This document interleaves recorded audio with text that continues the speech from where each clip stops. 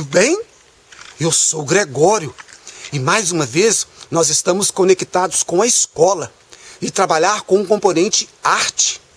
E mais uma vez eu vim para a roça. Você viu o brinquedo que eu trouxe? Percebeu também que hoje o Gregório está com uma roupa assim toda diferente? Mas depois nós vamos falar sobre isso. Eu queria comentar uma coisa, que enquanto eu estava caminhando na estrada de terra, passou um senhor por mim, montado a cavalo, assim com um chapéu de palha, e ele trazia 2 sacos pendurados assim na sela do cavalo. Aí eu fiquei pensando, olhei para o senhor, dei bom dia para ele me deu também bom dia assim, oi? E eu fiquei pensando, como a vida do pessoal da roça é diferente da vida nossa na cidade. Como os hábitos são diferentes, a forma de organizar a vida do dia a dia é diferente. E hoje, esse é o tema do nosso encontro. A gente vai falar sobre diversidade cultural. E esse é um bom exemplo, a cultura da roça e a cultura da cidade. E eu trouxe mais uma vez um monte de coisa na minha mala. Então, vamos ver o que está dentro desta minha mala? Diversidade cultural. Esse tema é tão interessante para o estudo em arte, porque arte, cultura e diversidade têm tudo a ver. Porque quando a gente pensa em arte, a gente pensa em manifestação ou de uma pessoa, ou manifestação de um grupo social, ou manifestação de um povo. Então, quando eu penso em diversidade, eu penso em cultura, eu logo penso em arte. E aí, eu trouxe um monte de coisas, muito mais ligada ao artesanato do que à arte. E aí você fica pensando, mas qual é a diferença entre arte e artesanato? E aí, o que o Gregório fez? O Gregório pesquisou, mais uma vez, no celular, pesquisou no livro e descobriu um monte de coisa. Você também poderia pesquisar aí na sua casa o que é arte e o que é artesanato. Mas para hoje, para o nosso encontro, a gente pode pensar que a arte normalmente são objetos únicos que têm muito a ver com a construção do próprio artista, individualmente, o artista como pessoa, as impressões que ele tem acerca da sua própria cultura. E o artesanato, normalmente, são objetos que também servem como objetos artísticos em muitos momentos, às vezes objetos decorativos, mas principalmente são objetos do uso cotidiano. E a gente vai mostrar um pouco desses objetos aqui, pensando sempre nessa ideia da diversidade. E os objetos de artesanato também podem ser usados, como por exemplo, roupas. Olha esta camisa que eu estou com ela hoje. Esta camisa é africana. É uma túnica africana, feita por uma técnica chamada batik. Isso é importante também no artesanato, porque a técnica do artesanato, ela pode ser repetida. Então, às vezes, a gente tem vários objetos semelhantes, mas na realidade porque se utilizou a mesma técnica. No caso do batik, por exemplo, eu posso fazer vestidos, posso fazer túnica como a minha. E isso aqui, esse colar bonito que eu estou com ele hoje, é de origem indígena brasileira. É também uma forma de artesanato. Olha, usa penas. Aqui, usa uma espécie de palha. Mas eu trouxe um monte de coisa legal para mostrar para vocês. E eu vou começar mostrando algumas coisas aqui do Brasil, de diferentes regiões, porque nós sabemos que o Brasil é muito rico em diversidade cultural, pela própria construção histórica do povo brasileiro. Você já deve ter estudado isso, não é? Os povos africanos, os povos indígenas e os povos brancos, principalmente os europeus que colonizaram o Brasil. Então nós temos uma diversidade de objetos, uma diversidade de artesanato, uma diversidade cultural, pensando no componente arte. Aí eu vou trazer para vocês, olha, este utensílio. Isto aqui é produzido pelos índios de uma região do Brasil chamada Ilha de Marajó. E sabe como chama? Cerâmica marajoara. Marajó, marajoara. Sim, e ela tem alguns desenhos muito característicos lá da região, que tem a ver com uma simbologia dos animais que tem lá na região da Ilha do Marajó. Hoje já é conhecido em muitos lugares do Brasil. Este é um bom exemplo de artesanato indígena. Mas nós temos mais artesanatos indígenas. Eu adoro isso aqui. Olha, não tem um brilho muito legal? Isto aqui também é feito por índios brasileiros da região do Jalapão, lá no centro-oeste do Brasil. Isso aqui é um tipo de capim. Isso também é importante quando a gente está pensando em artesanato. Os artesãos, que é o nome que se dá a quem produz artesanato, eles usam materiais da natureza, materiais que estão disponíveis na sua região, ou podem usar até materiais de reaproveitamento, como nós vimos no encontro anterior. Este aqui, no caso, é um tipo de capim, chama capim dourado. É bonito, não é? Olha, isso aqui é um utensílio, serve para você colocar coisas em cima, você pode colocar frutas. Quem sabe, será que os índios comem aqui dentro? Não sei.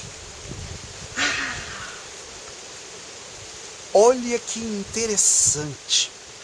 Falando em comer, isto aqui é utilizado pelos índios do norte do Brasil para comer. Isso aqui chama tipiti. E é um tipo de casca de coco, tá vendo? Olha para você ver. É um tipo de casca de coco. Como eu disse, os artesãos normalmente usam materiais que estão disponíveis na sua região. E aqui, o pessoal, principalmente hoje em dia, do estado do Pará, come uma comida muito gostosa, chamado tacacá.